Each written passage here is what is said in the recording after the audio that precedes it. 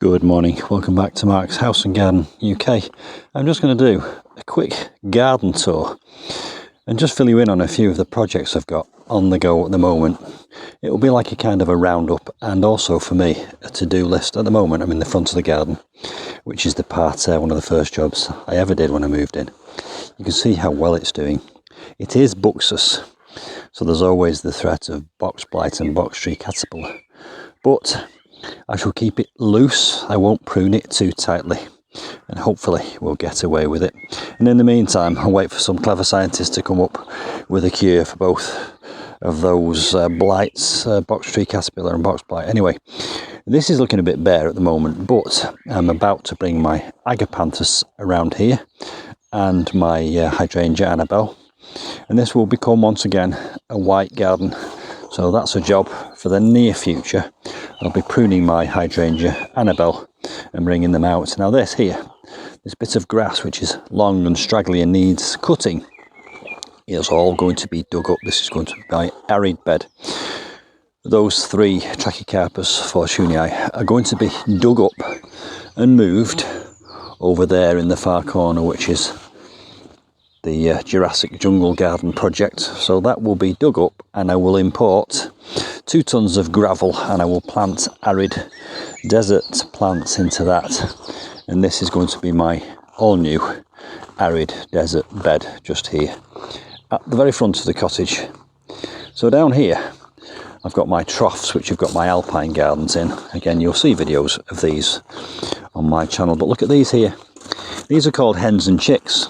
I only planted one plant, the middle one there, and they've had chicks, as you can see, around the edge. That's why they call them hens and chicks. Somebody's just jogged past. Did you hear them? Just jogged past the cottage.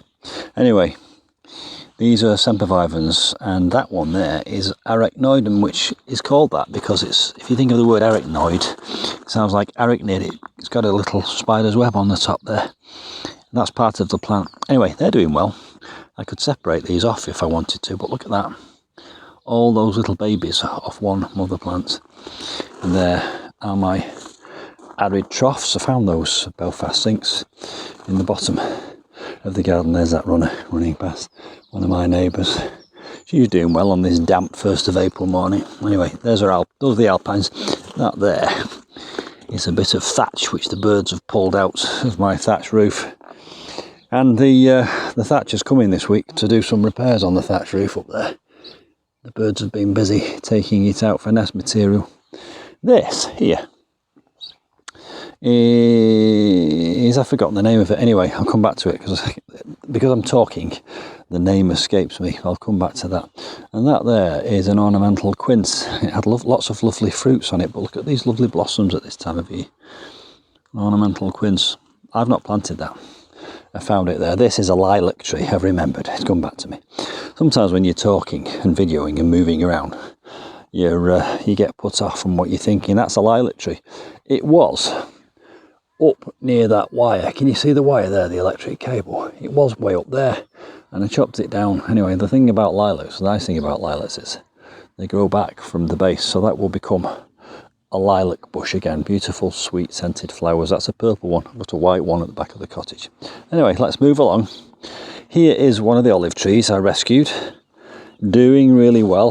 You can see that again in it's a video on my channel, but it looked virtually dead. It was basically just a twig, and look how well it's coming back. Down there, a bamboo. I just bought this from the RHS Harlow car. It was in the sale. It was reduced from something like £100 to 25 quid. That is going to be divided up into 4, so I'll make 4 bamboos out of that. Let's go along here, the Mediterranean scented border. Look how lovely that lavender looks now it's been trimmed and all the new growth is coming through. And the rain is causing my camera to do strange things. A blob of rain lands on the screen and it makes it zoom in, which is why it just zoomed in. Here are my standard olive trees coming along. And there is my bamboo hedge, which again is contained by bamboo barrier because it can be quite invasive. And then going around here into the exotic tropical border. Now I've just removed all the weed fabric that I had over this and I've just unprotected my bananas. So these I'm hoping will start to grow very soon. There is a tetrapanax, which has survived the winter, so I've got some height retained on that one. They made the mistake of misidentifying those. They are not banana pups, they are actually criniums. Look at that Persicaria red dragon there. Now that has propagated itself. The original plant is over there. Now, has it come along and run underground and sprouted up, or is it because that is where I dropped a lot of the chopped off vegetation at the end of the year? I chopped all the vegetation down and just sprinkled it over the border. So maybe they've actually rooted. And there's one down here actually. Let's just see what's going on here. That looks like, look at that, isn't that amazing? That is basically a bit of chopped off vegetation which has rooted and started to grow. I'll pop that back in there because I can reuse that somewhere else in the garden. Persicaria red dragon. Hoping that this border is going to burst into life soon. There's a Fatsia japonica which I put in last year. Now everyone says that these don't like sunlight. That is indirect sunlight and it's doing really well. It's tripled in size in 12 months. There's loads of exotic tropical plants in this border. Loads of them, and they're under about 6 inches of manure which I brought in just to protect it for the winter. I left all my cannas in the ground in there. So there we go. Over here, my new tree fern which is going by the new ponds in the Jurassic Jungle Garden. Another new tree fern which is going in the same place. I'm creating a Jurassic Jungle Garden over there around the wildlife pond. So those two and that one are going over there, as well as that one. That's also going over there. So that's another job. These, interesting. I just bought some fruit trees from Home Bargains, £1.98 each. And I can't believe they're going to grow into fruit trees. So there's £8 worth of fruit trees there. A punnet of fruit is about £4 in my local supermarket. And they're there because that's a job to do. They have been soaking, I've just been in that tub of water soaking, just to bring them back to life, to give them some hydration. So that's a job to do this week. I might go into a raised bed I've got. Look at that lovely hellebore there. Isn't that beautiful? Absolutely stunning hellebore. One of the earlier plants to blossom and provide nectar to the insects that come out early in the year. Let's quick look at the tree fern garden, the fernery. Some interesting things to look at in here. There's my windy path. Look at the mind your own business here. Now people do say it's invasive. Look how it's spread into the gravel and continues its path. It's an invasion. Quite happy about that. I'm going to dig some of that up and put it in the exotic tropical border, but I love the way it's kind of occupying the gaps between these paving stones, so that these were like, they'll be almost like little puddles in a sea of green. Look at these shuttlecock ferns. That's a heartstongue fern. That's a shuttlecock fern, and I think I planted 5 of those. But look, 1, 2, 3, 4, 5, 6, 7. There's one over there. That's from one plant, and there's more on this side, here and here and here and here. So if I planted 5, I've now got about 15 of the things. They are also, some of them, going to be moved over to my Jurassic Jungle Garden. Again, I don't have to buy lots of new plants, because some of the plants I've had in the past have done ever so well in propagating themselves. You can see, look, that shuttlecock fern may well grow up to 1 metre high. Anyway, let's move on. There's the patio, and all this rubbish here has fallen down off the thatch roof, so that's a job to do. Clean that up. The tree fern, heartstongue fern, more mind your own business. As we move round, there's Pan. Now this is not this little piece of land here does not belong to me, so I'm going to put a screen across there to to screen that off. But look at that, aren't they beautiful, those shuttlecock ferns? They love this wet weather. Right. Miscanthus giganteus, these are grasses. And look, they're starting to appear springtime, you can see. Unfortunately, that was a bad plant decision.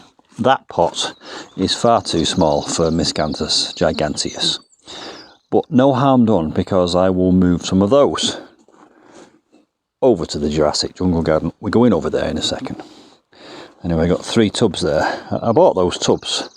There's a drain behind there. I just wanted to screen the drain and grow something up this wall, but unfortunately I think we've misselected the plant for that. We should have bought a smaller Miscanthus. And having looked into giganteus, they just grow too big too quickly, so those won't be in those tubs for very much longer. Lovely new tree fern, isn't that beautiful? Look at the bend on that. Now you might think I'm being extravagant. I only have to pay for half of these plants because there's 2 of us here, so that's my excuse and I'm sticking to it. And also, when I do videos on YouTube pay me some money, so that makes a small contribution towards the cost of these plants. So effectively, I'm kind of reinvesting the proceeds of these projects from YouTube back into the garden. Over here, the tulips, which I planted quite late in January, are now coming up and doing well. I hope you can hear the bird song here. There's some lovely bird song. 2 big tubs of tulips. They're going to go by the back door. Now the bay trees. Bay trees did really well last year. I rescued them and pruned them, and they did really well, but they've had another difficult winter. So I'm going to do another video on those bay trees, and it's going to be bay tree kill or cure. Those 2 bay trees are going in a bed here by the piggery. That's the piggery, and that's the pig pen. I'll walk round there. It's interesting. I'll show you that in a second. But those 2 bay trees, I'm going to decapitate all the branches off them, and it would be bay tree kill or cure, and I'm going to plant them into the ground so they get a good chance of surviving well out of tubs for once and forever. You do get a little bit of cracking on the bark of these. Apparently it's not a huge problem. It's because of an unstable water supply. If you get dry periods and then wet periods, the trunks swell and contract and it cracks the bark, but they're quite capable of recovering from that. These, I think, have been weakened by the fact that they're in tubs. They're quite big shrubs.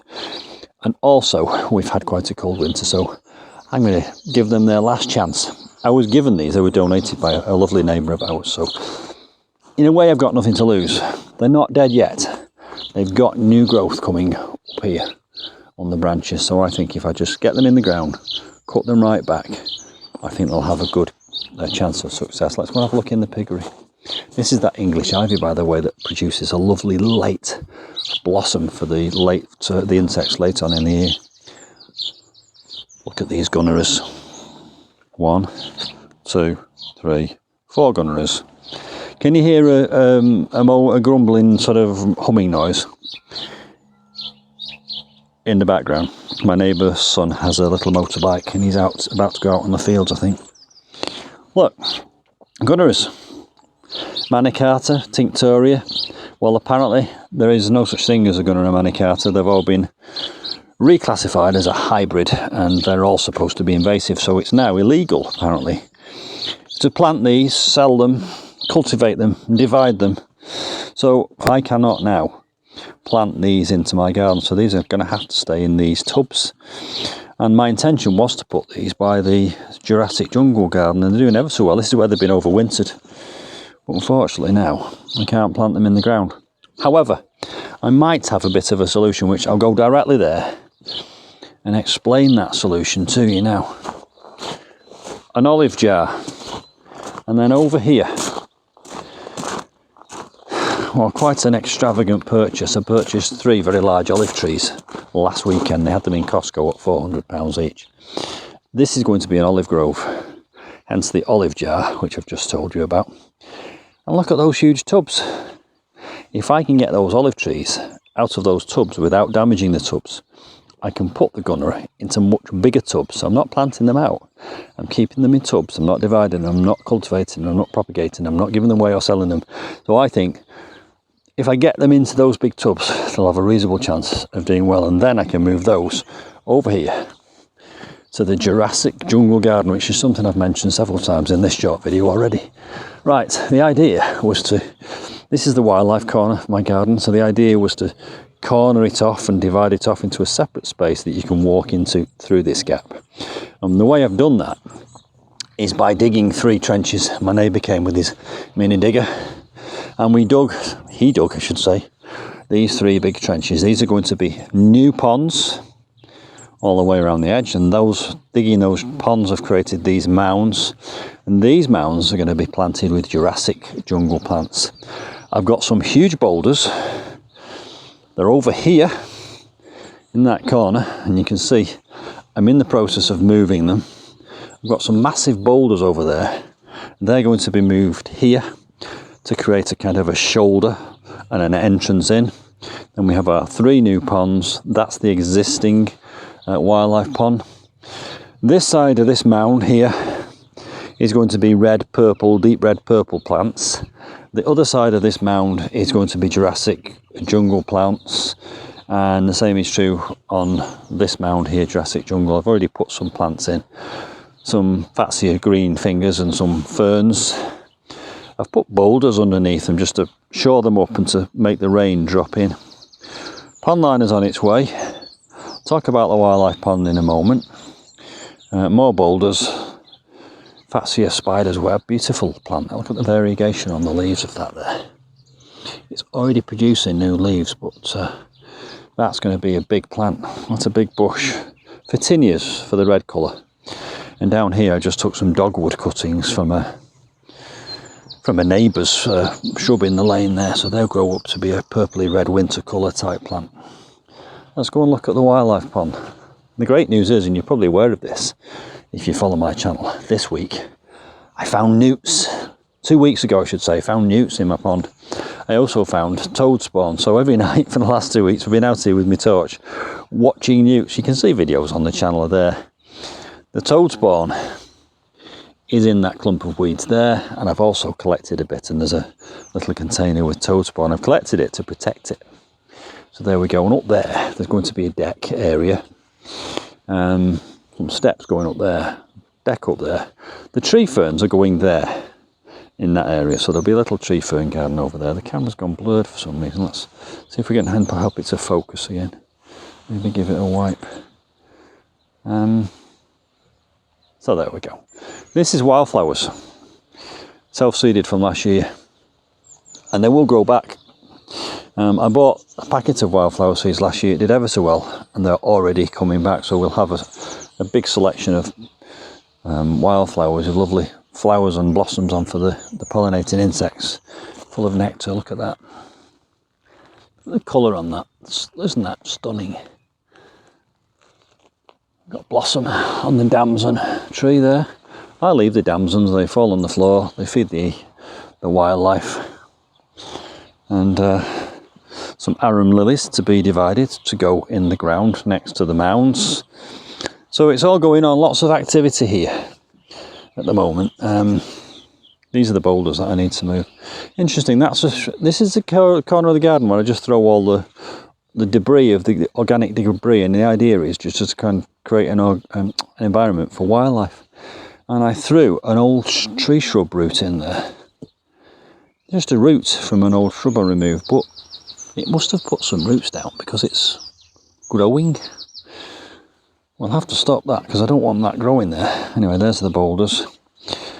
I'm just going to show you one last thing, and that is, by the way, the garage conversion. I got my planning permission, so again I'll be back on the garage conversion very soon, and I'll be sharing the garage conversion with you. It's going to be a guest annex. I want to show you something in the compound. These are those 3 corrugated metal raised beds that I was given by a company just to do a video. So of course you don't look a gift horse in the mouth when I took them. It's hard work filling raised beds. I've taken a kind of a Horticulture approach. So the bottom of these is all filled with logs. I'm going to do something with these this year. That one there, I put a bit of pond liner in and just covered it with water just to give some weight to kind of force it down a bit so that it can sink. I'm going to plant those fruit trees in there, 1, 2, 3, 4. I'm going to underplant with some vegetable crops. I'm going to do a herb garden in this one. I've already got the seeds. And that one has got my asparagus in it. And the exciting news about the asparagus is, look, an asparagus spear. One there. Don't know what happened to that one, but there's definitely one there.